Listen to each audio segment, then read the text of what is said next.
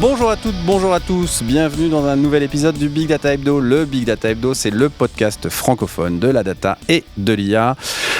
Après une très longue trêve, on avait arrêté d'enregistrer des épisodes. On a décidé de redémarrer aujourd'hui à Devox avec les plus fidèles de nos auditeurs qui sont venus spécialement pour être ici autour de la table.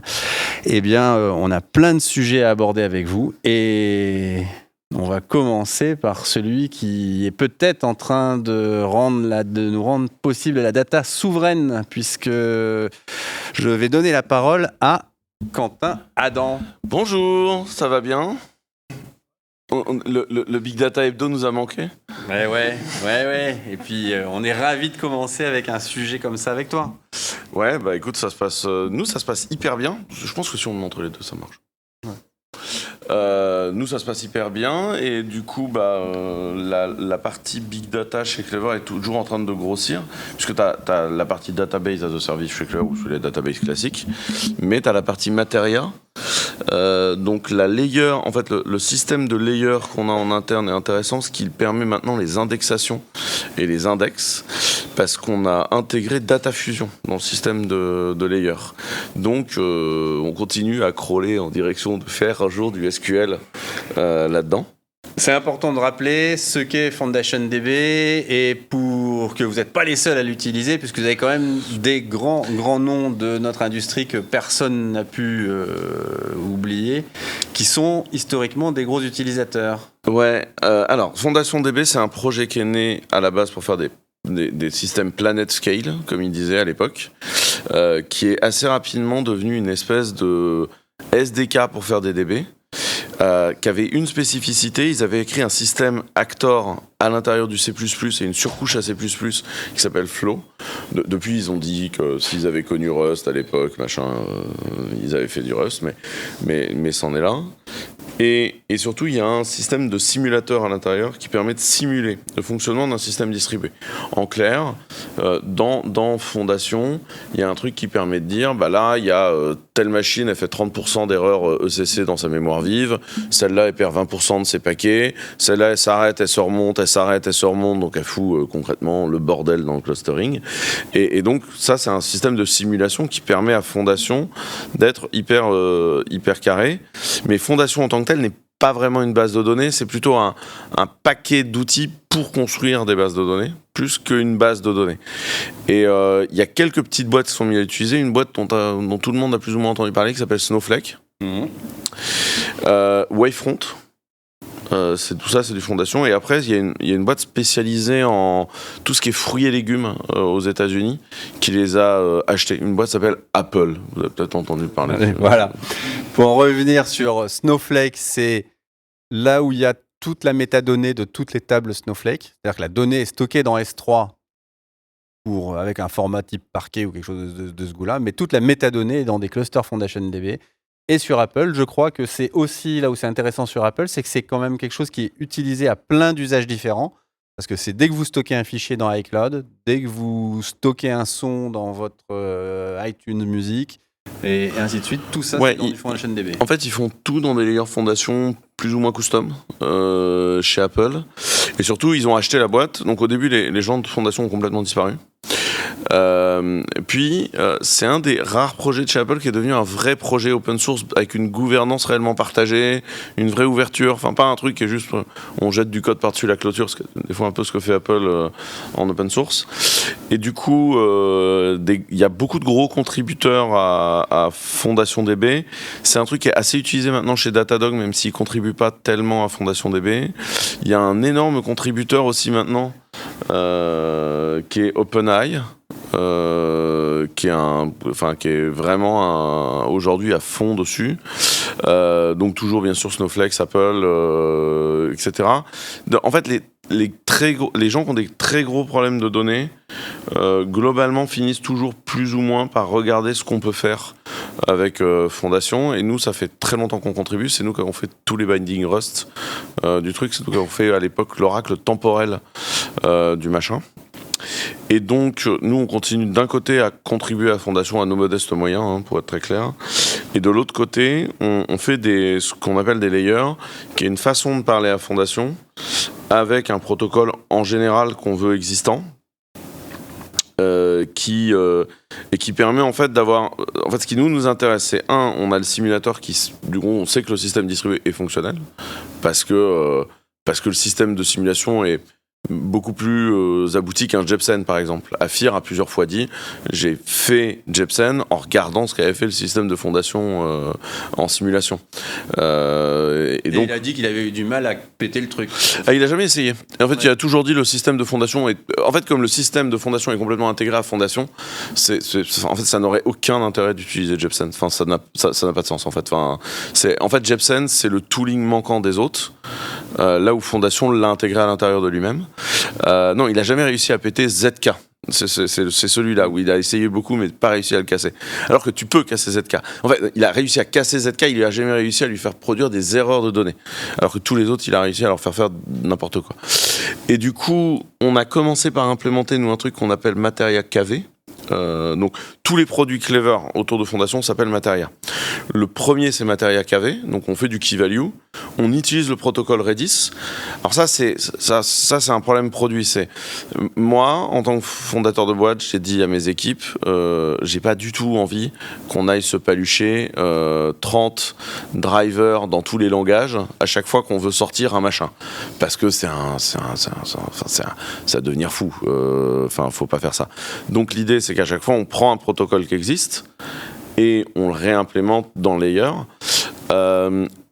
Autant on utilise Redis, autant vous n'avez pas les use cases de Redis. Parce que comme vous parlez d'une fondation, vous avez un Redis qui peut faire 10 pétaoctets de données, ça marchera, ça scale tout zéro et ça scale tout l'infini, puisque du coup on te facture à la requête et au stockage dedans. Par contre, ce sera jamais aussi rapide que c'est dans ta RAM à côté de toi. C'est pas le même use case. Si ce que tu veux, c'est un cache mémoriel, il faut utiliser un Redis. Et d'ailleurs, vous continuez à avoir des instances Redis chez Clever Cloud. Exactement. Si ce que tu veux, c'est faire du key value, tu utilises Materia KV, qui est persistant, qui est redondé, qui est multizone, c'est fait pour. Mais c'est pas parce qu'on utilise le protocole Redis qu'on fait les use case Redis. C'est ça qui était le point qui est important. Donc ça, c'est sorti en bêta il y a déjà 6 mois. Il y a de plus en plus de gens qui l'utilisent. Il y a une des applications qui était à la WWDC d'Apple l'an dernier sur scène, qui était sur du Materia KV. On vient de sortir le Kubernetes de Clever, qui en fait repose sur un etcd, qui est en fait une layer Materia. Il n'y a pas d'etcd chez Clever. Donc du coup, on a un etcd multi-tenant, gaté par du biscuit, parce que c'est pareil, le KV est gaté par du biscuit, donc permet des droits que vous pouvez hériter, atténuer, etc. On a Materia Time Series qui en fait gère nos métriques maintenant, qui est en fait Warp 10 avec le stockage non plus dans HBase mais dans Materia, donc dans du Fondation. Alors ça, pour les utilisateurs, ça se voit moins la différence. Ça s'est vu au niveau des gens qui tapent l'astreinte chez nous. On est passé de quand t'as l'astreinte de Warp 10 tu dors pas à on s'en bat les couilles. Voilà. Donc ça c'est assez cool. On a produit également un autre produit qu'on appelle Vault, qui est en fait l'API de Vault en KMS au-dessus de Materia, avec tout le système compliqué de chiffrement de clés de Materia, parce que donc Fondation est capable de chiffrer la donnée at rest par tenant, parce que c'est pensé multi-tenant. Donc tu as tout un système de chiffrement de clés un peu compliqué qui permet d'être hyper carré et clair là-dessus. Et ça, c'est un truc qui est vraiment cool, le KMS, qui est pour l'instant donné en stock, en privé chez nous, mais qu'on est en train d'ouvrir à tout le monde. Et après, on est parti vraiment s'amuser. Donc, il y a une version du protocole de Dynamo qui est actuellement en bêta-test privé avec un autre acteur qui a commencé à annoncer sa migration chez nous, qui est Olvid. Et Olvid, en fait, ils étaient bloqués sur Amazon parce que le protocole Dynamo. Et donc, petit à petit, on fournit le protocole Dynamo. Qui est très proche de ce que vous devez faire dans KV, finalement, en Dynamo. Alors, on le pensait au début, et on l'a réimplémenté 4 fois. Et pour finir, on a arrêté de se reposer sur le layer KV. Parce qu'en fait, Dynamo est plus proche d'un document store que d'un KV store. Ah ouais. Ouais. Une fois que tu te le tapes en vrai, ouais. Parce que c'est clé valeur. C'est ça. De Dynamo, ouais, effectivement. Ouais. Donc on s'est pas mal galéré dans cette histoire. Et du coup, pareil avec des biscuits. Donc du coup, plus d'implémentation granulaire, etc. Surtout, vous réagissez, parce que là, pour l'instant, je vous raconte toute la sauce, mais... Et là, tu as les autres projets. Donc, il y a un truc chez nous qui s'appelle Simple SQL, qui est plus ou moins le niveau fonctionnel d'un SQLite, mais tapé sur du fondation. Et ça, c'est très drôle. Ça marche pas bien, mais c'est très drôle. Et on a un autre truc qui est très drôle, c'est qu'on est parti réimplémenter Kafka en Rust au-dessus de fondation. Et on est très surpris pour l'instant, les perfs sont hyper bonnes. Avec l'objectif d'aller en face d'un SQS d'Amazon. En fait, si tu as vraiment besoin d'un Kafka dans la vie... L'histoire, elle est quand même d'en finir avec cet argument de le feature set chez les cloud providers français n'est pas suffisant pour aller en face des... Non seulement le but est de se buter les feature sets où effectivement on te dit les clouders français sont pas capables d'eux. Nous, ce qu'on considère, c'est qu'on offre des performances plus intéressantes, des produits plus intéressants, et donc c'est cool. Et surtout, ce qu'on veut, c'est offrir un truc qui permet ce qu'on appelle le scale to zero. C'est en clair, quand t'as pas beaucoup de requêtes. En fait, t'as une requête, t'as une appli, tu décides de faire du Kafka. Et en fait, t'as 3000 messages dans ta satanée journée. Si tu veux que ton Kafka soit résilient, il faut que tu colles 3 bécanes à 8 gigas de RAM en prod. Ça te fait un cluster, et en vrai, pour 4000 messages à la journée, fais le calcul, il y en a pour une fortune, c'est hyper chiant. L'intérêt d'un truc comme ça, serverless, c'est qu'en fait, tu vas payer au message, ça permet d'effondrer les coûts, parce que toute l'interface est mutualisée, et donc du coup, ça permet à des gens... Tu vois ce truc un peu pourri dans les projets, des fois, où tu dis, ouais, on va quand même pas mettre un Kafka. Et donc, tu te mets à faire de l'indigence de ton architecture applicative, parce que tu as des problèmes de coûts, on va pas booter 65 merdes. Et donc là, tu vois, ça te permet de faire une architecture applicative propre, que tu day payes one. Le service que tu payes à la conso. Et voilà. Et normalement, ça grossit. Et à un moment, le but n'est pas d'aller rivaliser, tu vois, avec les Kafka de prod de Criteo, où les mecs, ils avaient, je sais plus, 15 milliards de messages à la seconde. Enfin, c'est le boulot des mecs de Kafka de gérer ce problème-là. Enfin, nous, vraiment, le problème, c'est comment on règle le problème des Kafka très raisonnable, jusqu'à quelques millions de messages à la seconde, mais qui du coup te pose des problèmes, soit de saisonnalité, parce que tu vas passer de 2000 messages à la journée à 15 millions de messages à la seconde pendant 2 heures à 2000 messages à la journée, et donc t'as des problèmes de ce type-là qu'il faut traiter. Donc voilà, Materia se porte très bien chez nous, c'est très drôle, et en plus on a les layers internes, parce que de plus en plus on s'auto-fait nos propres DB pour nos use cases à la con. Notamment notre network management. Voilà. Je sais pas si ça vous pose des questions, ce qu'on fait. Non, mais c'est excellent, parce que moi, ce que je vois, c'est la quantité de services qui jusqu'à maintenant faisaient défaut, parce qu'il fallait trouver justement le terme indigence est pas mal, parce qu'effectivement, il fallait se dire, ça on fera pas parce qu'on peut pas parce qu'on n'a pas le service pour le faire. Et je trouve que c'est quand même vachement bien que vous ayez investi pour ce genre de feature et ce côté serverless, quoi. Le serverless, il a plein d'intérêts, parce qu'en plus à chaque fois on le couple avec Biscuit. Du coup tu as un système de droit qui en plus te permet l'atténuation, qui permet l'audit log, qui permet beaucoup de choses. Donc ça permet de faire des choses assez propres depuis le début à chaque fois. Bien sûr, en fait, les Biscuits prennent leur site dans le KMS. Ça permet de faire une architecture qui est hyper carrée du démarrage. Et l'un de mes objectifs, tu vois, à l'heure de l'IA, c'est, parce qu'on a de l'autre côté tout ce qu'on est en train de créer avec Clever IA, ça va être de pouvoir proposer à des gens des séries de skills, de pré-prompting et de choses qui vont me permettre de dire, t'as besoin de déployer un soft pas terrible de gestion interne, qu'en fait, t'as besoin de bootstrapper. Je t'encadre dans un modèle d'architecture où tu n'utilises que du serverless, où toute ton identification vient d'un Keycloak as a service, etc. Ce qui fait que un middle manager qui irait vibe coder le machin va pas aller summon Cthulhu dans notre dimension avec Yoxotot en faisant n'importe quoi d'un point de vue sécuritaire, parce qu'en fait tout le système va l'auto-borner vachement et empêcher des dépenses improbables, parce que tu vois, le machin va pas booter 3 HBase, 2 Kafka et machin, tout va être un peu raisonnable dans son approche, quoi. Et ça, c'est un des objectifs, je pense, pour l'informatique des 2 ans qui viennent. Donc c'est pour ça que là on bosse tous comme des dingues à essayer de faire avancer ce dossier-là. Et c'est vrai que la data platform, moi, m'excite énormément dans ce cadre-là, quoi. Et en plus, vous avez la joie d'avoir été sélectionné par la Cour... La Commission européenne, pardon. Ouais, ça c'est vraiment un truc qui est incroyable. Merci. Franchement, ça a été un truc de dingue, ça veut dire. Ouais, bravo. Donc pour ceux qui l'ont pas suivi, on vient de gagner un énorme deal en consortium avec la Poste luxembourgeoise et OVH. Et ce deal est le premier deal que la Commission européenne a lancé sur le cloud en disant on veut que des clouds souverains.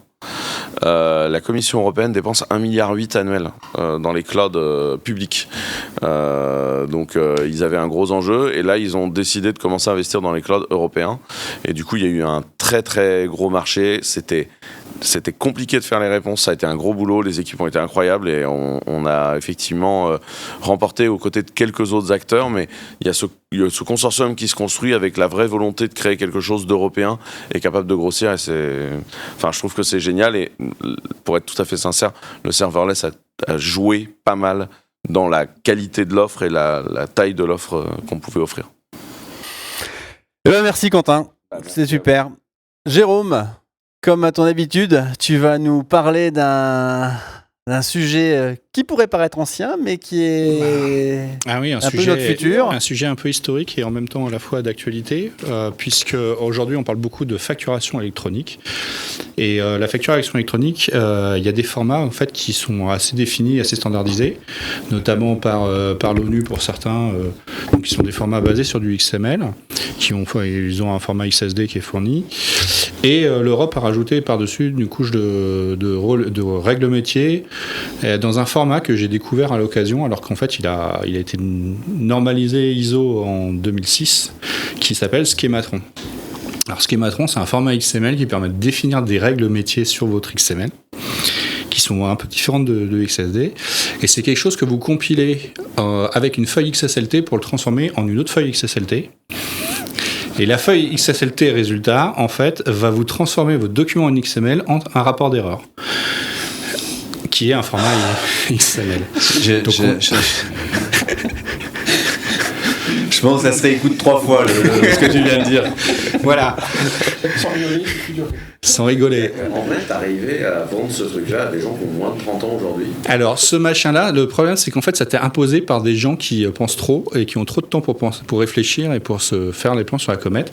Puis surtout, qui se disent, on fait de la facture électronique, donc il faut qu'on la valide, donc on utilise le format standardisé qui est, c'est une norme Europe pour le format. Et voilà. Et donc, je me suis retrouvé avec ça. Et le problème, c'est que ça prenait un peu de temps. Parce qu'il y a 2 volets dans la facturation. Il y a la facturation propre, et puis il y a aussi la déclaration. Et les déclarations, ça peut être des XML relativement gros, avec beaucoup d'entrées dedans, parce qu'il y a des factures avec des lignes et des choses comme ça. Et une déclaration, parfois, ça mettait 5 minutes à être traitée, sachant que 5 minutes, on doit en passer quand même pas mal quand vous avez une déclaration. À l'échelle de l'économie française, ça finit par faire un truc assez conséquent. 3 milliards par an, voilà. Quelque chose comme ça. Et c'est quand même fabuleux. Et donc, là récemment, ils étaient un peu inquiets par les... Sachant quand même, parce que toi tu le sais, donc tu le dis pas, mais faut quand même que les gens réalisent que quand on parle comme ça d'échanges électroniques de documents, de facturation, de plateformes de dématérialisation, des échanges de documents, des PDP, tout ça, à un moment, ça finit par des fichiers XML, éventuellement embeddés dans des fichiers PDF, qui sont échangés avec les gens par des protocoles aussi sécurisés et carrés que FTP. Ça, les échanges... ouais. Mais... en tout cas, voilà. Donc, alors, ce qui est assez intéressant, c'est que quand tu vois le temps que ça prend... si tu réécris ça en Java par exemple, parce que tu peux le voir et tu peux gagner des taux assez importants, de l'ordre de 97%. Ouais, parce qu'on le rappelle, Jérôme, tu es revenu faire une plongée fabuleuse. Alors là, chez les meilleurs javaïstes de France qui se sont agglutinés chez Siam. Alors voilà, moi je fais partie de chez Siam et effectivement je suis en ce moment chez un client, je ne vais pas le nommer, mais qui travaille pour la facture électronique, effectivement, qui a ces problématiques-là. Et notamment de pouvoir valider les factures de façon performante et autres. Et voilà. Et donc voilà, ces formats-là, en fait, ils sont intéressants, ils sont assez amusants, ils sont assez anciens et en fait, ils ont bien leur place dans l'histoire. Et ça peut être bien qu'ils y restent, en fait. Mais ce qu'il y a de quand même assez intéressant, c'est le fait d'avoir réussi à craquer le truc en réécrivant en Java pour pouvoir gagner énormément de temps. On a réussi à le faire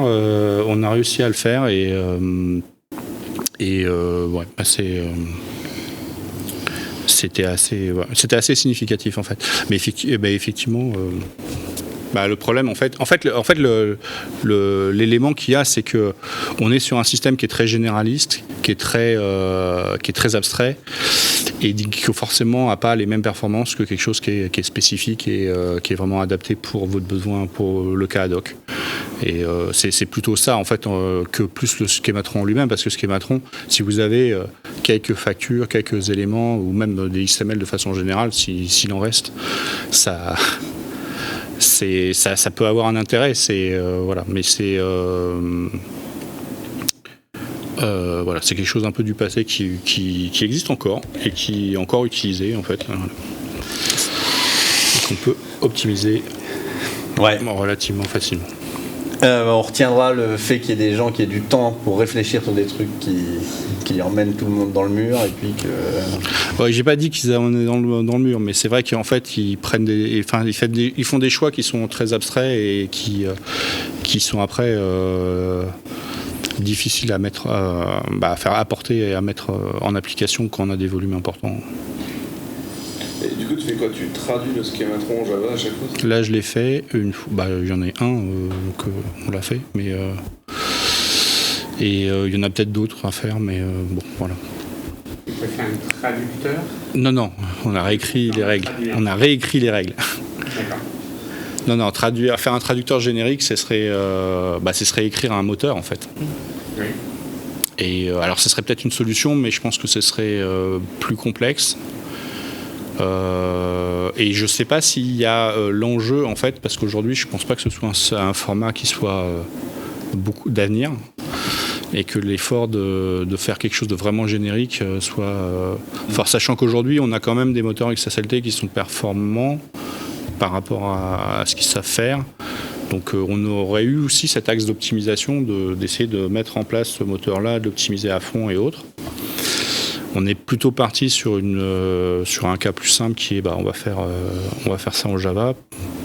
On va pas faire du XML de façon générique. On va faire vraiment. On a notre grappe d'objets. On va manipuler notre grappe d'objets et on est un peu plus sûr du résultat et ce sera plus simple. Il n'y a pas de risque que la spec initiale, bien qu'elle soit pas destinée à un avenir très lointain, évolue? Alors la spec elle-même, elle peut évoluer. Donc il faudra faire évoluer les règles. Ça c'est sûr, ça évoluera, c'est quasiment sûr. Et puis il y avait aussi le risque de migrer, parce qu'il y avait quand même un certain nombre de règles. Et il faut donner le même résultat. Donc ça, heureusement, on avait une batterie de tests avec du concombre pour ceux qui n'auraient pas. Qui nous a permis de nous assurer qu'on n'avait pas de régression, on n'avait pas d'erreur et autres. Voilà. Et puis en plus, ça permet le fait d'être en Java aussi, ça pourrait ouvrir à d'autres optimisations derrière qui deviennent possibles, parce que aujourd'hui, en fait, on a l'objet, on a l'élément qui est entièrement en mémoire. A priori, ça va suffire, ça devrait aller, mais si on avait des problèmes avec des documents trop gros, on pourrait éventuellement essayer de le passer plus de façon streamée, entre guillemets, et de ne pas avoir tout en mémoire, en faisant un seul passage, quoi. Et donc, en fait, le fait de changer, d'avoir une techno unifiée et maîtrisable, ça permet aussi d'ouvrir des optimisations qui seront faites ou pas, parce que si la performance sont suffisantes avec les temps de traitement actuels, on n'aura pas forcément besoin de le faire.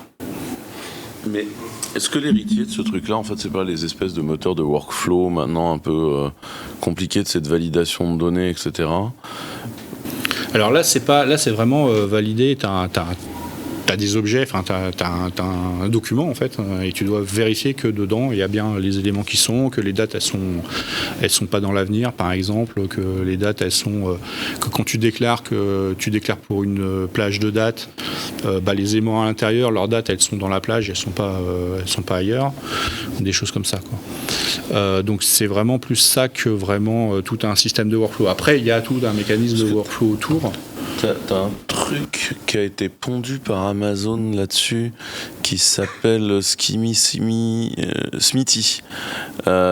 qui est une espèce de format comme ça où tu peux faire une partie de la data validation.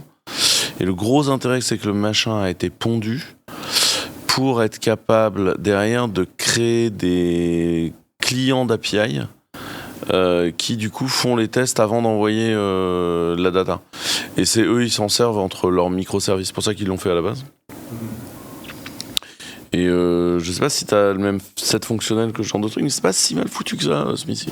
Non, peut-être, c'est quelque chose qu'on ne connaissait pas. Puis surtout là, dans notre plateforme, on est allé à l'essentiel, quoi. Mais pourquoi pas, ça pourrait... Merci Jérôme, ça doit être encore une fois comme toujours avec les sujets que tu abordes, passionnants et tentaculaires. Et donc, comme on est à Devox, on a la chance d'avoir des gens qui sont pas venus uniquement pour le Big Data Hebdo, mais qui sont venus aussi pour les conférences. Et donc, je vais te laisser nous dire... déjà, présente-toi, parce que tu fais pas partie des voix habituellement connues. Et puis, dis-nous un petit peu, effectivement, ce que tu as vu dans les confs et qui peut intéresser nos auditeurs. Ouais, donc je m'appelle Stéphane Walter, je travaille chez Orange Business, je suis manager spécialisé plutôt sur les sujets Big Data depuis une bonne dizaine d'années maintenant, peut-être un peu plus. Moi j'ai eu la chance de participer depuis le début là au salon. Qu'est-ce que j'ai retenu ? Le salon cette année est très orienté IA. Surprise. Non, la surprise, c'est peut-être que l'an dernier, il y avait aussi déjà pas mal de sujets IA, un peu moins, mais l'an dernier, on était vraiment en mode découverte. Là, on commence à avoir des premières confs plus orientées. Je dois passer en prod, comment je sécurise, comment je mets des garde-fous.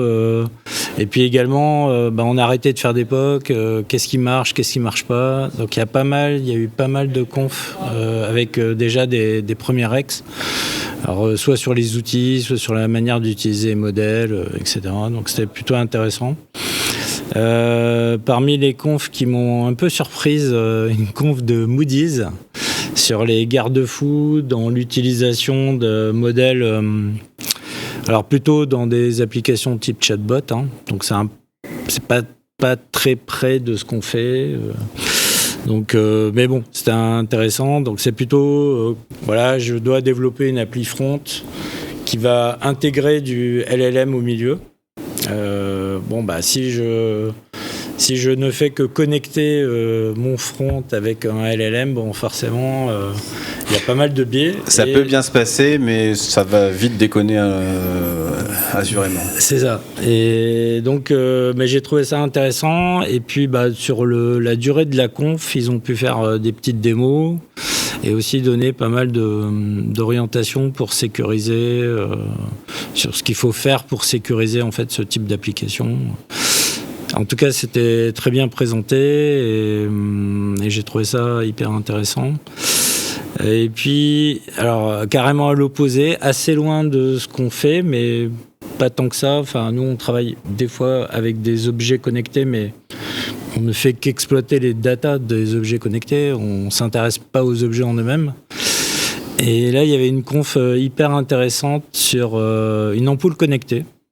Voilà. Et un peu, il y a eu une dissection, on va dire, de l'ampoule, de comment c'est fait, qu'est-ce qu'il y a à l'intérieur. Je sais pas, t'as participé Je rigole parce que j'ai eu des problèmes. Et en fait, derrière le petit objet, il y a pas mal de complexité. Finalement, c'est un petit ordinateur quand on commence à creuser, alors c'est un petit ordinateur avec moins de CPU, moins de RAM, moins de tout, mais finalement, il faut faire quand même beaucoup de choses. Il faut gérer pas mal de protocoles, il faut communiquer en Wi-Fi, en Bluetooth, il faut s'authentifier, il faut chiffrer les choses. C'est quoi? C'est un truc de façon Wimos D1 ou des trucs comme ça je sais pas. dedans. Ça doit être du Blue Pills ou un truc comme ça. Mais le problème que tu as souvent dans ce genre de machin, c'est qu'en fait, au moment où tu dis en sécurité, on va banner un protocole, parce qu'en fait, il est pété, enfin, tu vois, en termes de chiffrement et tout. En fait, dans ces machins-là, soit tu as l'ASIC qui permet de faire le chiffrement, soit tu l'as pas. Et donc, du coup, non, on va pas mettre à jour le protocole, parce qu'en fait, le machin peut pas chiffrer. Enfin, tu vois, t'as pas un vrai CPU, t'as pas un Xeon dans le machin. Et puis tu peux pas mettre à jour de toute façon les devices, quoi. Maintenant, si, il y a des nouvelles directives. Ah ouais. Donc ça s'est durci. Première directive 2025. Une nouvelle là qui est apparue et avec des obligations justement de pouvoir mettre à jour nos objets connectés. En fait, la présentation était pas mal parce que au travers d'un objet simple, basique, que tout le monde peut avoir chez soi, quoi, finalement, c'est une porte d'entrée qui est pas mal répandue chez les gens et qui pourrait être utilisée, détournée de ses usages, quoi. Et donc, il y a déjà des histoires de réseaux qui ont été hackés en passant par les ampoules. Ouais.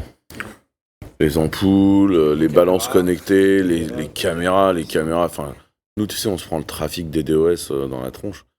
Le DDoS, il vient de caméras et de caméras et de caméras, donc tu sais pas quoi foutre. T'es obligé de bannir des champs entiers d'IP pour des demi-journées, tu rouvres le machin encore à te tabasser, tu refermes, tu vois. La joie de l'IP public. C'est le CRA, Alors, il y a une première norme 2025, c'est un autre nom, et puis là, oui, il y a le CRA. Cyber résilience. Ouais. Donc, voilà, j'ai découvert un nouveau monde. Non, mais c'est toujours l'intérêt de ce type de conférence où je crois qu'il y a 300 intervenants ouais, c'est à peu près ça. Sur des Vox, et donc évidemment ça. Et puis il y a de plus en plus de monde. T'es pas sûr de pouvoir rentrer dans les salles.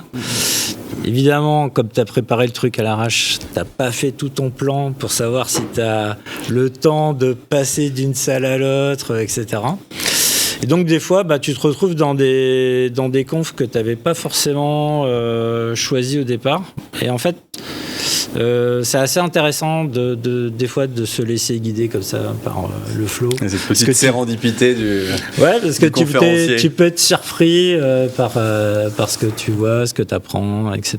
Et puis des fois derrière des sujets qui sont plus dans ton centre d'intérêt, des fois t'es très déçu. Donc voilà.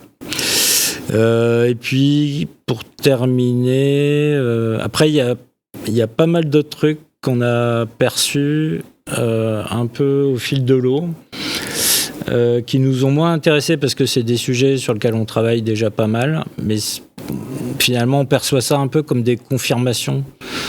Donc voilà, maintenant il n'y a plus vraiment de Kubernetes, plus personne fait des press Kubernetes, mais tout le monde l'utilise en fait. Nous regardons tous Quentin qui nous a annoncé tout à l'heure la disponibilité de Kubernetes chez Clever Cloud.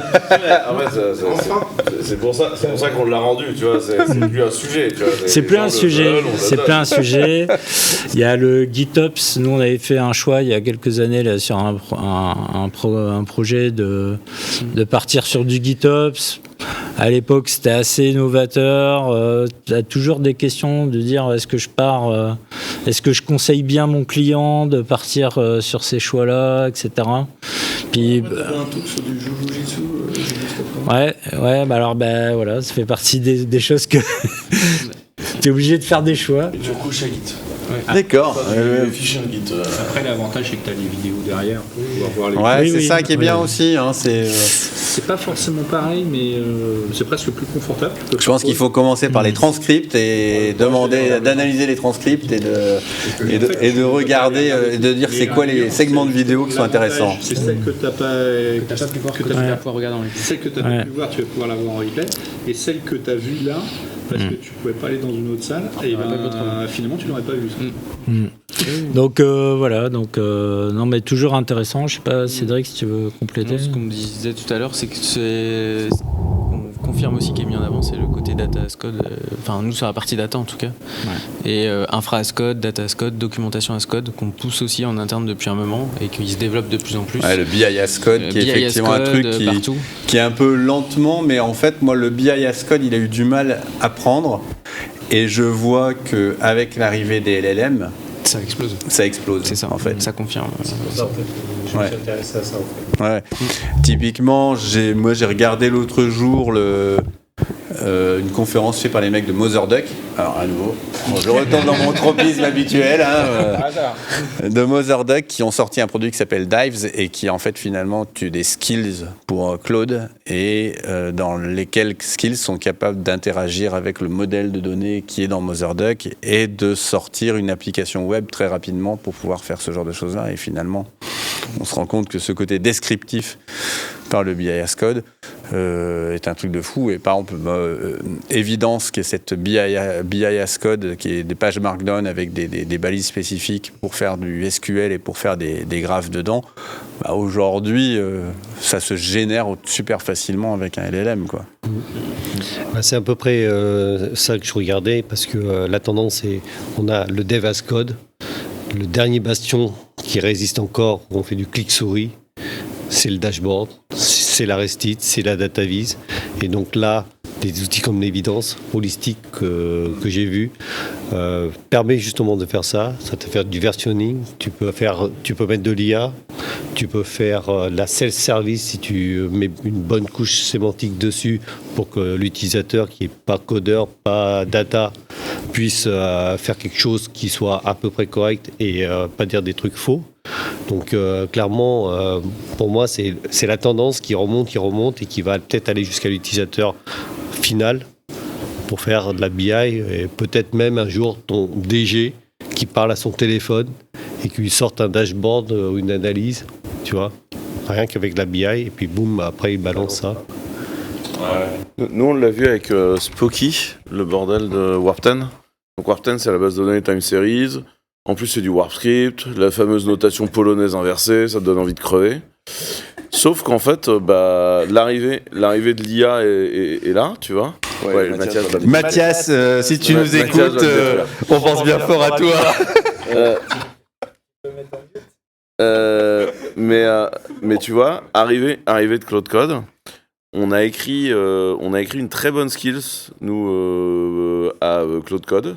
Mathias Herbert, il a rajouté un endpoint pour mettre toute la doc sous forme de LLM.txt de Warp 10. Et maintenant, le truc nous pond des scripts Warp 10 dont je n'osais rêver en complexité en BI. Le machin fait 300 lignes de script Warp 10. Très sincèrement... La complexité d'un script Warp 10 commence à la première ligne, moi, me concernant. Ouais, mais du coup, ça fait le boulot. Ça fait le boulot. Il y a 2-3 trucs sur lesquels il faut le guarder. On l'a mis dans la skills. Mais du coup, le truc fait le boulot hyper bien.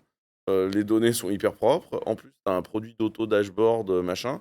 Et en fait, du coup, il y a une IA maintenant qui est fournie par Warp 10 qui s'appelle Spooky, qui en plus est capable de comprendre comment aller taper quelle bonne ressource et tout. Et ce machin qui était un vrai truc d'expertise compliqué, pénible, qui était une vraie gate pour déployer le produit Warp 10 et son adoption. En fait, là, n'importe quel débile peut s'en servir, quoi. Enfin, n'importe quel ingénieur data à peu près cohérent, mais non expert en time series, est capable de se servir de ce machin-là, including me, qui a toujours été un grand support de Warp 10, mais qui a toujours écrit du Warp Script, pas bien, quoi, tu vois, genre, et à chaque fois, moi, ça se finissait dans les DM de Mathias Herbert, ça veut dire, faites gros, j'y arrive pas, tu vois, et voilà, et là, en vrai, tu prends des tournants, et ce que je voulais dire par là, c'est qu'il y a quelques outils qui étaient hyper narrows en data est hyper compliqué. Et en fait, du coup, deviennent accessibles parce que l'IA, c'est à la fois le junior le plus con du monde et en même temps, le junior qui a lu 800 thèses et qui est ultra précis sur le truc au fond à droite. Et du coup, sur ce genre de truc, franchement, c'est extraordinaire. Toi qui fais du cloud, fournir un service, est-ce que tu n'as pas peur de donner une couche que tu ne maîtrises pas? Là, ton exemple, ça fait du warp script à la fin, donc à la limite, tu peux l'analyser. Mais de fournir quelque chose que les gens peuvent utiliser, mais que fondamentalement, tu ne maîtrises pas dans ce qu'il est capable de faire et dans ses résultats.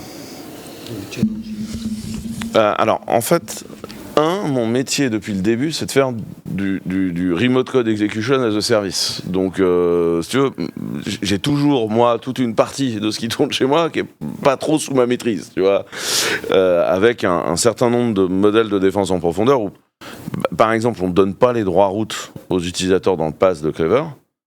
La réalité, c'est qu'ils pourraient les avoir, que ça changerait pas grand-chose, en fait, dans la sécu.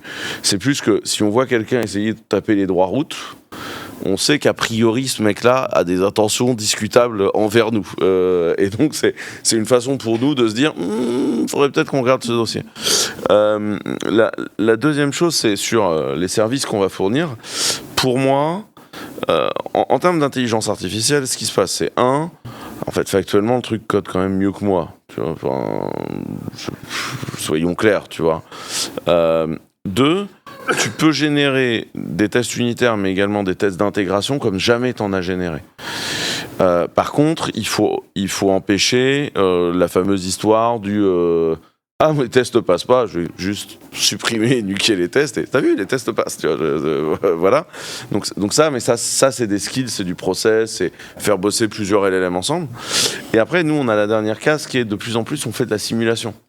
Que ce soit via Materia, où en fait, on s'est inspiré du moteur de Materia pour faire un truc encore plus loin. Et je vais même pas donner les noms et le comment, mais bref, il y a un gros truc de simulation où en fait, c'est ça qui nous permet de truster à la fin.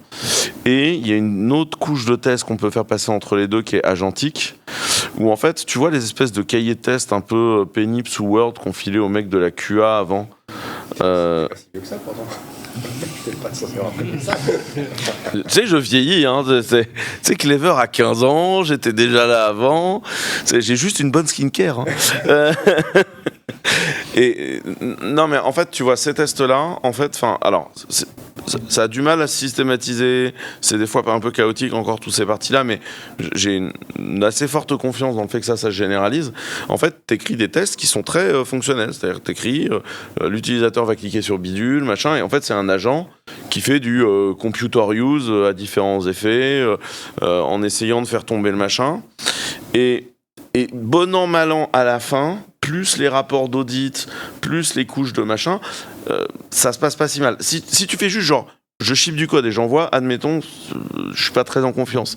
Mais si tu rajoutes dessus les multiples niveaux de test, la simulation, et les systèmes de rapports où en fait tu passes ta vie à lui faire des rapports de sécu, à auto-attaquer tes trucs et tout. Tu grilles du token, hein, qu'on soit très clair.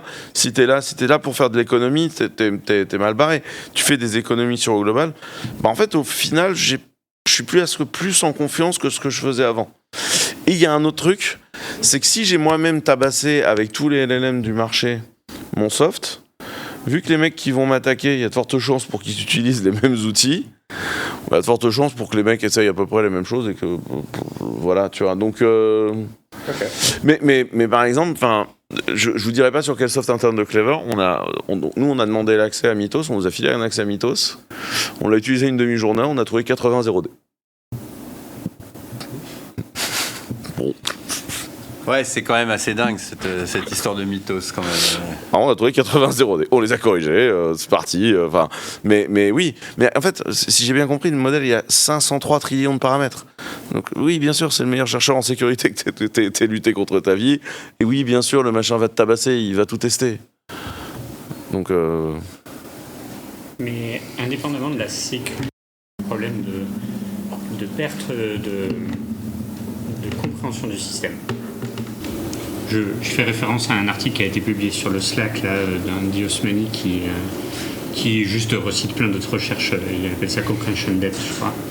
où à un moment il dit le problème c'est que si le truc ne peut plus s'en sortir, genre on lui demande une nouvelle fonctionnalité et il n'arrive plus à la produire sans introduire des régressions ailleurs, et qu'à ce moment-là, ça fait suffisamment longtemps qu'on a laissé tout ça travailler tout seul, sans acquérir la compréhension du système, sans avoir un modèle mental, eh bien on peut on ne sait plus quoi en faire, quoi.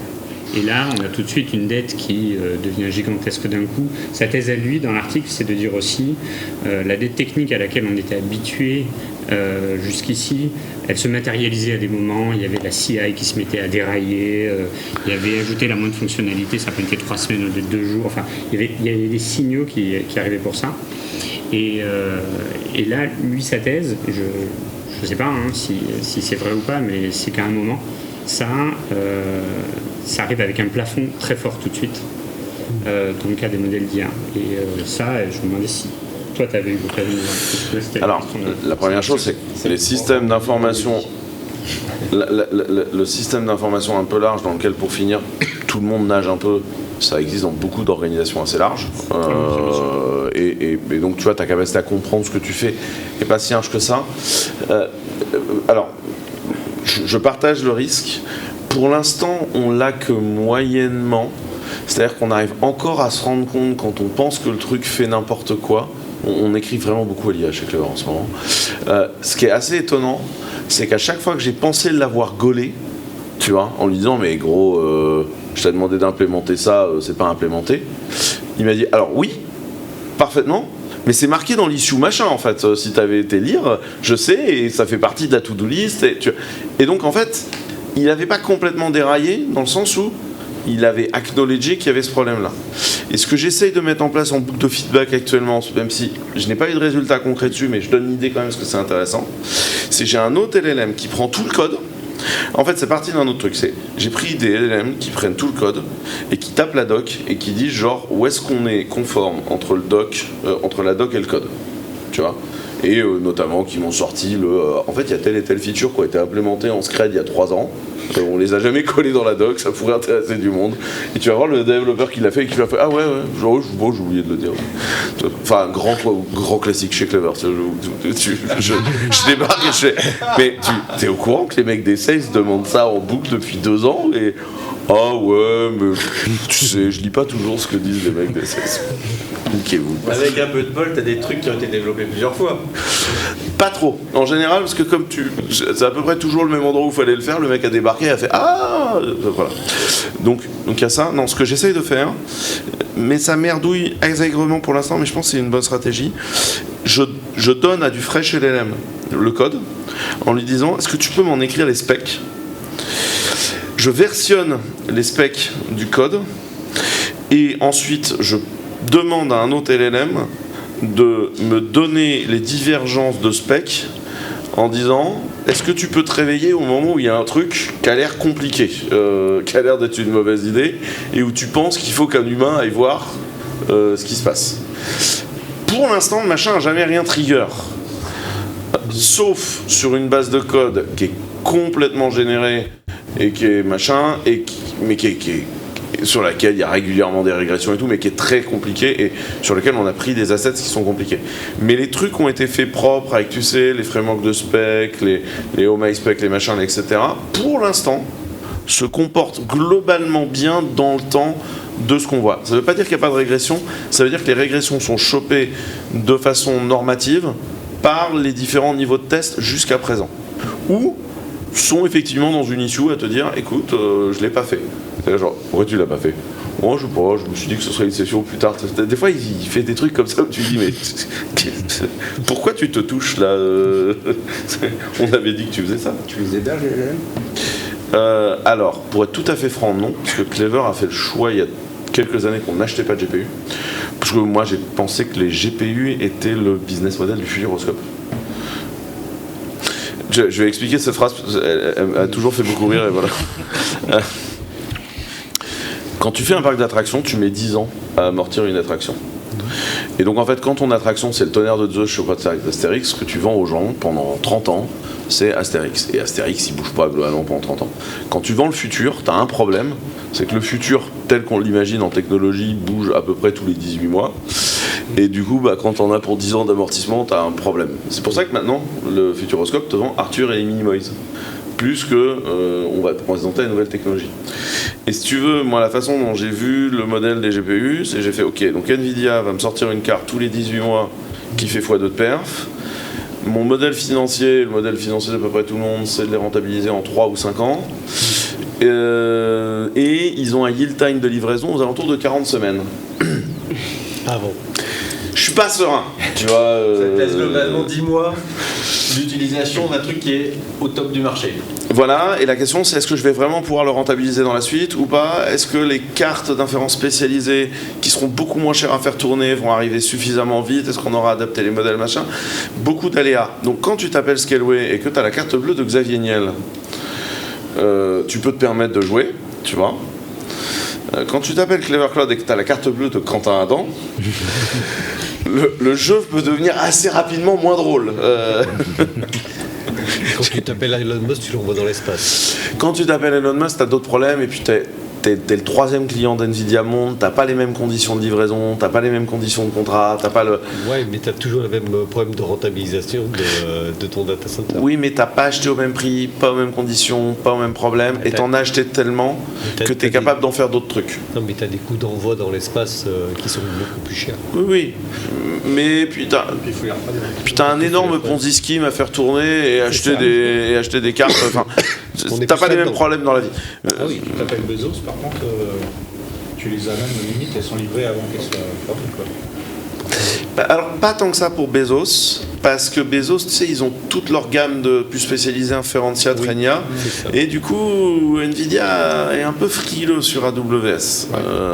Surtout que t'as Claude, bref, tout ça est un peu compliqué. Donc nous, on a décidé de ne pas acheter de GPU en disant, on va regarder comment la poussière tombe. Après tout, notre boulot à nous, c'est de faire du soft, c'est pas de faire de l'infrastructure, et ça, c'est quand même un boulot d'infra. On louera les cartes chez les autres et on verra comment les choses se mettent. Et dans les faits, tu as quand même beaucoup de néoclouds qui aujourd'hui tirent et tapent les prix vraiment à la baisse. Donc pour répondre, soit on a du secret et on fait tourner sur des infras dont on est certain de la souveraineté et de la non-leak, et tu as nos camarades de Scaleway, d'OVH et de Cloud Temple qui fournissent globalement des infrastructures sur lesquelles, ou Outscale, sur lesquelles on est sûr d'où elles sont, et voilà, ça coûte plus cher qu'ailleurs, mais on est sûr de où ça tourne. Et sinon, tu as un truc incroyable qui est OpenRouter, quoi. OpenRouter, tu as 40 providers à l'intérieur, les mecs te tapent le prix au meilleur prix, il y a énormément de trucs, tu n'en as pas besoin dans la minute, tu peux faire des requêtes batch, et donc tu payes des pouillèmes de centimes, la vie est belle. Okay.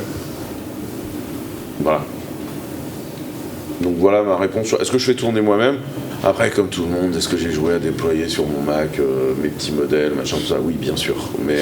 Mais en industriel, aujourd'hui, mon approche est de dire on va taper les modèles chez les autres, et il y a un produit, le but c'est pas de faire un podcast clever, mais il y a un produit chez nous qui s'appelle Pilot, dont le but qu'on a construit en fait à la base pour nous, quel but c'est de faire de l'indirection de où est-ce qu'on envoie les tokens, les modèles, les machins, de sauvegarder toutes les questions et les réponses pour essayer de comprendre, par exemple, telle application qui utilise telle API key passe son temps à taper sur tel modèle à 200 milliards de paramètres alors qu'on lui demande de faire des synthétisations. T'as pas vraiment besoin de 200 milliards de paramètres. En vrai, tu te balades avec 7 et ça ira très bien, chaton. Et donc, en fait, on a ce truc-là qui est là pour faire l'indirection, qui est le produit qu'on appelle Clever IA aujourd'hui et qu'on promeut mollement, parce qu'en fait, il y a encore pas mal de trucs qui sont en cours de finalisation, mais qui est le boulot d'indirection. En fait, moi, je suis intimement persuadé que l'inférence va complètement changer dans les 2 ans à venir, parce que des cartes d'inférence spécialisées vont arriver et qu'on va se mettre à savoir utiliser les modèles entre des petits et des gros modèles, tu vois.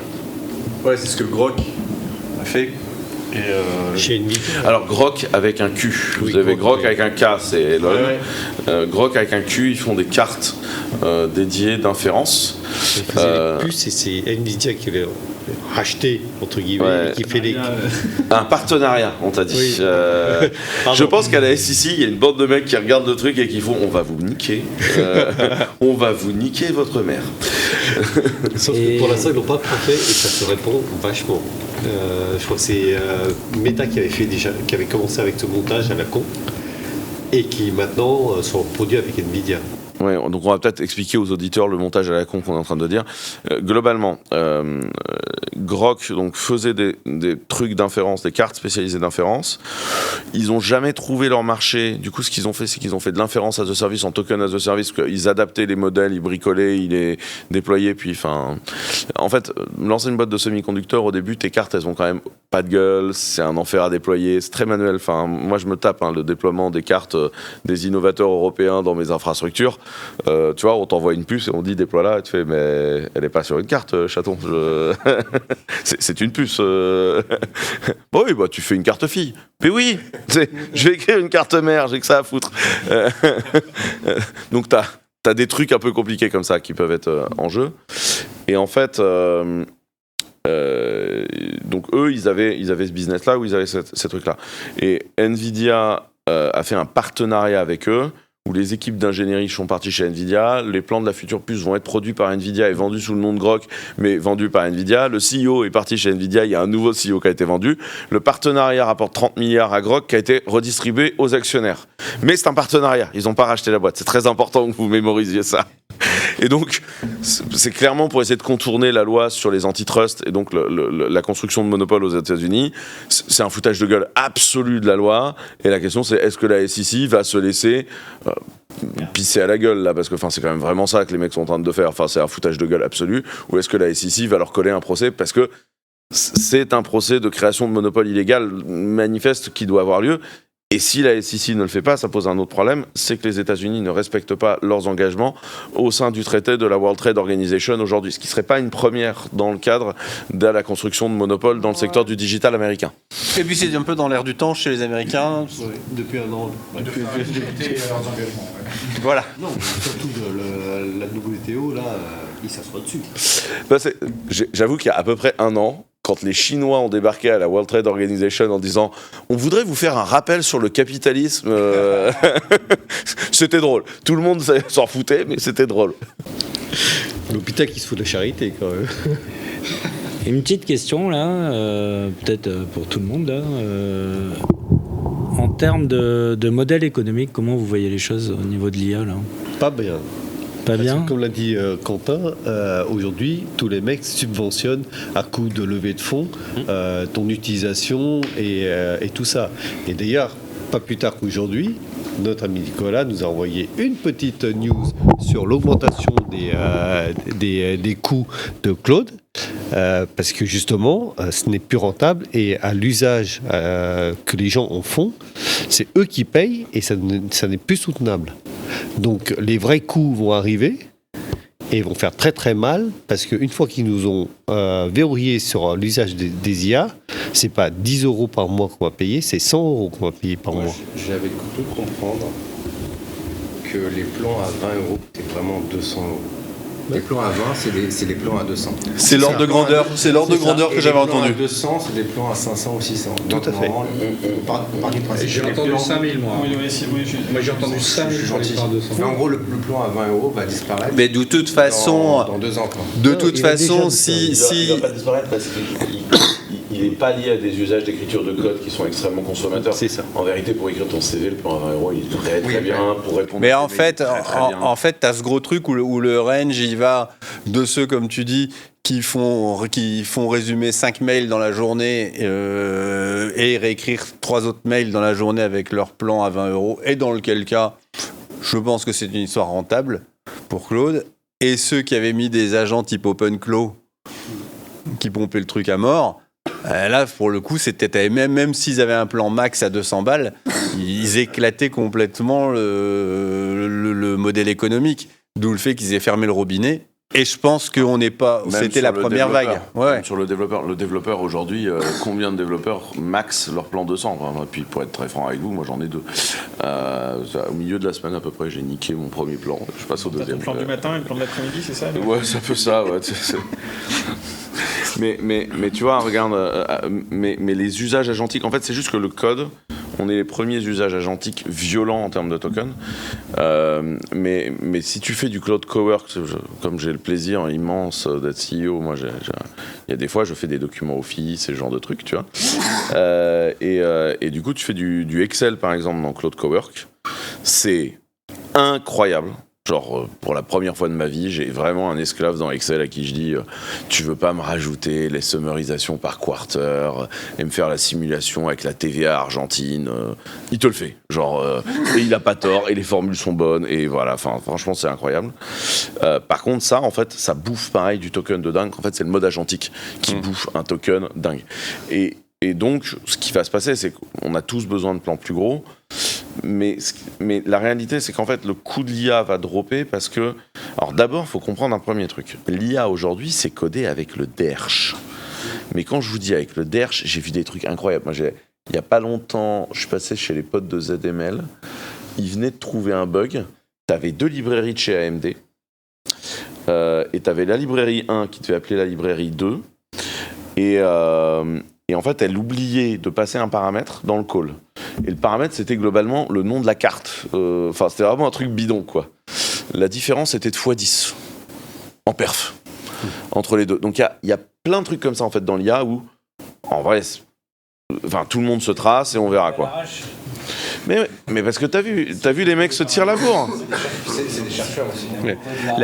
La vitesse à laquelle ils sortent les features, faut pas se raconter d'histoire. C'est à un moment donné, on voit le nombre de trucs qui ont été sortis en quelques semaines chez Anthropic.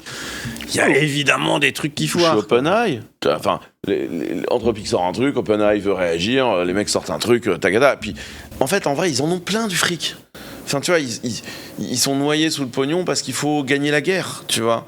Et donc, ils vont vite.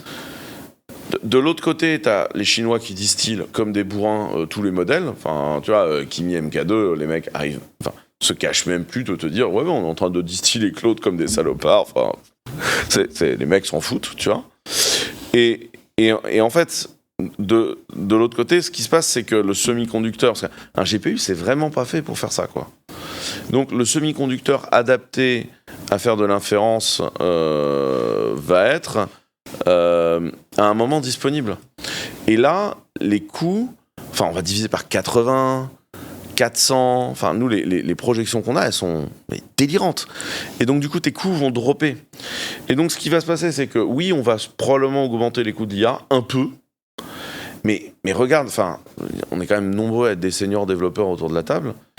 L'histoire sociale qu'on a tous vécue, c'est on manageait des gens, on gérait des projets, on machin, et du jour au lendemain, non seulement on continue à faire ça, mais en plus on était productif, et plus productif qu'on n'a jamais été dans notre vie. La réalité, c'est que même si l'abonnement max de Claude à 200 balles, il était à 1000, pour ton employeur, tu restes rentable, hein. Enfin, en tout cas, moi, je sais pas, mais je pense que tous autour de la table, en fait, on est quand même, tu peux rajouter 1000 balles, ça ne changera rien, on est quand même ultra rentable. Donc, je pense que les prix vont légèrement augmenter, mais leurs coûts vont s'effondrer. À ça, quand même, tu dis, ouais, on est rentable. Aujourd'hui, il y a un opportunisme par rapport à l'utilisation de tout ça. Comme ça coûte rien, on développe plein de trucs. Peut-être que demain, si c'est à 1000 balles, on va être un peu plus regardant quand on va appuyer sur Enter après avoir prompté, quoi. Même pas, parce qu'en fait, le problème, c'est ton temps. Et que, en fait, aujourd'hui, toi, t'es dans un call avec un client en train de régler un problème, tout en promptant, t'as regardé, ton prompt a l'air bien, tu tapes Enter, tu fais un autre truc. Aujourd'hui, c'est ça ta vie, tu vois. Parce que je sais, on fait tous la même chose. Je plaide coupable. Le problème, c'est que si tu te projettes un peu plus loin, là, tu viens de le dire, on est tous des développeurs seniors, on a tous développé, on a mis la main dans le cambouis. Demain, ton jeune, quand il arrive, est-ce qu'il a ton expérience ? Ah ben là, oui, je te confirme qu'on a un problème. Ouais. Là, je pense qu'on est sur le moment où on n'a pas encore géré le passage de relais et la transformation de notre métier et comment on fait. C'est clairement pas du tout géré. Parce que demain, il va falloir que tu fasses monter directement un junior au niveau au moins médium, voire senior, pour qu'il ait ce recul. Et on risque de se retrouver peut-être dans des situations typologie mainframe. Où aujourd'hui, on sait tous que le code des mainframes, aujourd'hui, personne ne sait trop comment ça tourne, personne ne peut l'arrêter, personne ne sait trop comment en faire. Et voilà. Et là, globalement, la patate chaude se passe de DSI en DSI. Et tu mets des couches au-dessus d'IA et tout ça pour traduire le truc, pour surtout pas toucher le cœur du programme que plus personne ne comprend et que le mec qui l'a écrit, il est mort. Et par ailleurs, autant on est capable de faire des conversions Java-Rust, autant la conversion mainframe autre chose, elle pose un énorme problème, parce que tout ça, en fait, tous les codes qui veulent dire à peu près quelque chose vers un autre code qui veut dire à peu près quelque chose, ça se passe assez bien, parce qu'en fait, tu as des specs. Le problème du mainframe, c'est que c'est de l'électronique. Tu prends le registre bidule, tu décales des bits et tout, aller en extraire les spécifications, passer une bonne journée. Et tu n'as pas de set d'entraînement. En fait, il y a quelqu'un qui avait une belle vision sur l'éventuel avenir de la profession, et il disait ça va devenir un peu comme pour la musique. En gros, la musique, t'as quelques artistes qui gagnent des millions, t'en as beaucoup qui galèrent, et t'as l'essentiel des gens qui font ça le dimanche chez eux, mais qui gagnent pas un rond dessus et qui le vendront jamais. Et en fait, ce qu'il disait, c'est que peut-être que maintenant, les informaticiens, ça va devenir des gens qui font de la programmation le dimanche, et quelques-uns qui feront marcher les systèmes plus ou moins automatisés qui, eux, ramasseront un paquet. Après, d'un pur point de vue confort, moi où avant, j'avais quand même des longues réunions avec un paquet de branlos qui servaient à pas grand-chose, qui m'empêchaient de parler à des développeurs, etc., l'arrivée de l'IA ayant resserré le truc, je parle à des gens efficaces, je fais des réunions de 20 minutes, de gens qui savent de quoi ça parle. Enfin, d'un pur point de vue confort, en ce moment, c'est un problème parce qu'on bosse trop. Et je sais pas comment vous, ça s'est passé, l'arrivée de Claude Code dans votre vie, mais moi, ça a été terrifiant. Enfin, je suis parti très très loin. Je m'arrêtais mon réveil toutes les 2 heures pour aller lui parler. Enfin, je sais pas m'arrêter. Je te coupe là-dessus. Petite parenthèse, parce que ça me fait penser. C'est que justement, on disait... en fait, on va encore plus travailler. C'est-à-dire que vu que tu es encore plus productif, on va encore plus te demander. Et au lieu de te décharger, tu vas encore plus bosser. Et c'est pour ça qu'il y en a qui disent « Ouf, je vois le côté, plus je vais être efficace, plus on va m'en demander. Je ne prends pas trop le train de l'IA. Enfin, je l'utilise l'IA pour me simplifier la vie, mais je ne veux pas être plus productif. Parce que si je montre que je suis 2 fois plus productif, on ne va pas me payer x2. On va juste me demander plus de choses qu'avant. » C'est juste une parenthèse. Je pense qu'il y a des endroits où tu vas être payé x2 en fait. Parce que là, tu vois, c'est le moment où ça arrive. Mais je pense qu'en vrai, le 10x développeur qui comprend tout du bas en haut et qui maîtrise son IA et qui est d'une productivité monstrueuse, moi je pense qu'il va être très très bien payé.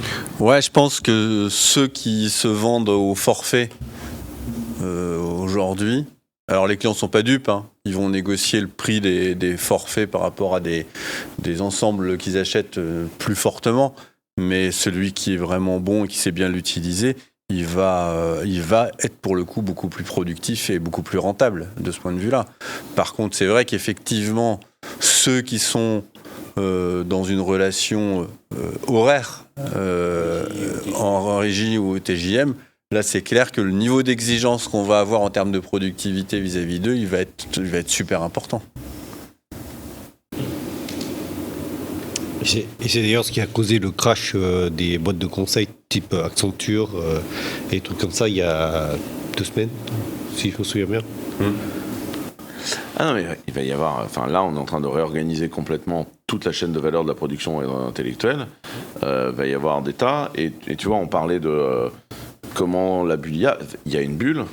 Et le coût de prêt entre les gens à coût de milliards aux États-Unis fait qu'il y aura certainement un anneau sacrificiel à un moment donné.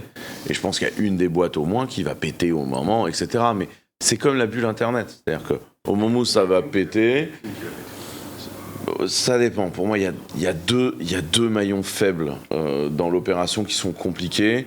Il y a un maillon faible pour moi qui n'a pas la valo de ce qui prétend être, qui est Oracle. Qui risque de prendre toutes les dettes dans la gueule à un moment de tout le monde, parce que si tu dois te fâcher avec un des mecs dans la pièce et pas le payer, c'est lui. Et donc à un moment, si tout le monde est en défaut de paiement, celui qui va récupérer le défaut de paiement ultime, ce sera lui. Et du coup, ça liquidera à la base et on verra Oracle DB partir chez Software AG ou je sais pas quelle connerie, tu vois. C'est drôle. Oui, c'est très drôle. mais ils ont quand même une balance sheet qui, à mon avis, est compliquée à vivre. Et le deuxième qui a une situation compliquée, c'est OpenAI, parce que la situation juridique d'OpenAI est un micmac insondable. Et personne n'a aucune idée de comment cette histoire va se déboucler. L'État gagne de l'argent, Google gagne de l'argent, Apple gagne de l'argent, OpenAI... Non, et puis surtout, OpenAI, ils courent après Anthropic sur le marché business, quoi. Donc, c'est évident. Oui, mais enfin... Il y a 6 mois, la situation n'était pas du tout celle-ci. On regardait tous OpenAI avec les yeux de l'amour et on se disait ils sont sympas les mecs de Claude, mais comment est-ce qu'ils vont s'en sortir ? Il y a des gens intelligents dans toutes ces boîtes-là. Les choses sont très volatiles, tu vois. Moi, le mail que j'ai envoyé, tu vois, dans la boîte cet été, j'ai envoyé un mail dans la boîte en disant maintenant il faut bosser avec les IA, machin. Et j'ai dit tout ce que j'essaye de faire depuis 6 mois, de structurer des outils d'IA en intérieur de la boîte, de structurer des contrats entreprises, on va tout oublier. Ça sert à rien. D'une semaine sur l'autre, ça bouge. C'est casse-couille. Donc, ce qu'on fait, il y a maintenant, dans le truc de note de frais, vous avez une ligne IA. Tout ce que vous mettez là-dedans, vous le rembourserez, il n'y a pas de problème. Vous prenez ce que vous voulez comme modèle, plusieurs, en même temps, pas en même temps, vous en arrêtez, vous en machin, vous mettez tout en expense. Je ne veux pas entendre parler de plan annuel parce que les outils que vous utilisez ce mois-ci, vous les utiliserez probablement plus dans 3 mois. Et allez-y. Et puis on verra plus tard, quoi. Vous savez ce qu'est secret défense, vous savez ce que vous avez le droit de mettre ailleurs, allez-y, amusez-vous. Et voilà, et je pense qu'aujourd'hui, on est dans un truc qui va tellement vite que j'enterrerai pas OpenAI trop vite non plus, parce que c'est quand même eux qui ont poussé le truc, et que quelque part, ils ont quand même de la ressource. Après, là, ouais, on vit une ascension d'Anthropic qui est absolument incroyable et vertigineuse, et qui est couplée à d'autres trucs, hein. N'oubliez pas que dans Palantir, vous avez du Anthropic. Le fournisseur IA de Palantir numéro 1, c'est Anthropic. C'est lui qui a fait entrer Anthropic à la défense américaine. C'est pour ça qu'il s'était emmerdé. Et sortir, du coup. Non, Ah bah non, là, il sort plus du tout. Hein. La NSA a été gentiment expliqué à Trump que Mythos, c'était Mythos. Et que, voilà. et que par ailleurs... J'en étais resté la semaine dernière. Mais ça bouge beaucoup, mais Non, en fait, puis surtout, la NSA a dit, pour l'instant, Anthropic accepte qu'on les paye pour que globalement Mythos sorte pas. Parce que sinon, toutes les failles qu'on utilise depuis 2 ans, en les planquant, elles sont exposées la semaine prochaine. Ça nous arrange pas du tout. Ce Mythos, c'est à la fois une apocalypse de sécurité, mais une apocalypse dans les 2 sens. C'est-à-dire qu'il y a des failles, mais il y a aussi des failles qui étaient pas corrigées, qui d'un seul coup deviennent visibles. Et qui étaient seuls exploités par la NSA, et que forcément, si maintenant tu le libères, en fait, tu donnes tes mêmes armes à tes ennemis. Réfléchis à 2 fois. Oui, mais bon, a priori... Le sens de l'histoire, c'est que le modèle va être libéré et qu'il y a plutôt une stratégie pour les grands éditeurs, en tout cas, de s'appuyer sur le système, parce que y a eu la com de Firefox là. Et ce qui est intéressant, c'est non seulement ils ont découvert des failles, et en fait, je crois, c'est ça. c'est un changement de paradigme. C'est-à-dire qu'ils étaient persuadés chez Firefox qu'en fait, il y aurait toujours un reliquat de failles que tu pourrais pas résoudre. Découvrir Donc en fait, en tant qu'éditeur comme ça, ton objectif c'est de rester un peu sous le seuil et de faire en sorte qu'il n'y en ait pas trop grosses, enfin voilà, de jouer un peu avec ça. Et là, ils se disent, peut-être qu'en fait demain on aura des outils pour dire, en tout cas, au moment où on sort le produit il est clean par rapport à tout ce qu'on... Et surtout, tu as un outil qui est tellement puissant et tellement bon que, en fait, comme tout le monde l'utilise, la faille découverte par le chercheur à la mano, elle n'existe plus. Et donc, en fait, si tout le monde est à ce niveau-là de qualité, t'es peinard, tu vois. Même sans aller jusqu'à Mythos, j'en ai vu pas mal de rapports poindre. Au début, t'avais genre le gars comment il s'appelle, Daniel Steinberg, le mec qui fait curl, qui disait au début, ouais, c'est chiant, j'ai de la slop au niveau de les tickets qui sont remontés, c'est pénible, je le bannis. Et là, il n'y a pas longtemps, il y a lui, puis il y a d'autres gens, pareil, sur le kernel et sur d'autres projets un peu conséquents, qu'on fait là depuis quelques semaines de mémoire. Ils ont vu en fait un revirement complet. Alors, je pense que c'est toujours par l'IA, donc les modèles classiques, donc même sans aller jusqu'à Mythos, où déjà tu avais vraiment une augmentation de qualité sur le reporting des vulnérabilités, quoi. Donc même sans aller jusqu'à Mythos, déjà ça bouge pas mal, quoi. Ça m'étonne pas, hein. Moi, dans les tests que je fais, j'en parlais là, en interne. J'utilise beaucoup Claude Sonnet Et entre la 4.5 et la 4.6, j'ai vu un écart important. Je pensais pas qu'il y avait autant d'écart. Je pensais toujours que l'écart c'était le prompteur. Mais là en fait j'ai pu faire des tests où tu mets exactement le même prompt et tu analyses un peu les résultats, tu regardes un peu et en fait c'est beaucoup plus qualitatif, etc. Alors il y a j'ai entendu j'ai pas testé le 4.7 mais j'ai entendu des choses sur le fait que ça consommerait plus côté anthropique, ça consommerait plus de tokens. Oui. Voilà. C'est quoi, c'est 30%, hein, je crois, que j'avais vu l'augmentation du nombre de tokens pour la même chose entre les deux versions. Avec la 4.7 ? Ouais. Je sais pas. Non, ça a baissé avec la 4.6. On l'a pas encore, en tout cas, à notre dispo. Mais en tout cas, oui, entre la 4.5 et la 4.6, c'était assez flagrant, quoi. Pour que tu puisses, sur quelques prompts, tout de suite te dire, tiens, il y a un saut qualitatif, quoi. Après, tu vois, le tooling change tout. T'as cette histoire d'avoir, tu vois, le Claude dans Chrome qui te permet de tester ton appli et que tu le mettes à boucler, tu vois, sur une appli simple web. Enfin, tu vois, ça, c'est incroyable. Enfin, ça change ta vie. Mais en fait, c'est de l'agent Chrome qui change ta vie.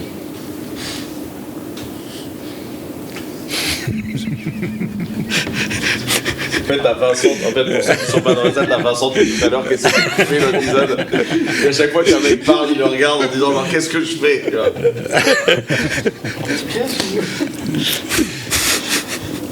Bon, il est temps d'aller voir. On est, ouais. Eh ben écoute, ça sera le mot de la fin, Quentin. Chers auditeurs, chères auditrices, on espère que vous avez passé un bon moment à écouter cet épisode et que vous allez et que ce sera le premier d'une nouvelle longue série. Et puis on remercie la société Clever Cloud et Quentin Adam d'avoir sponsorisé l'animation de cet épisode. Et je vous remercie tous d'être venus, c'était d'avoir partagé vos différents sujets et on a passé un bon moment et ça c'est le principal. Et puis la soirée ne fait que commencer puisque c'est traditionnellement le jeudi soir, le moment où on peut tous se réunir et aller boire un verre ensemble. Longue vie de Gros Data Semainier. Voilà, le Gros Data Semainier, effectivement. Et on va essayer de faire qu'il soit un peu plus semainier qu'autre chose.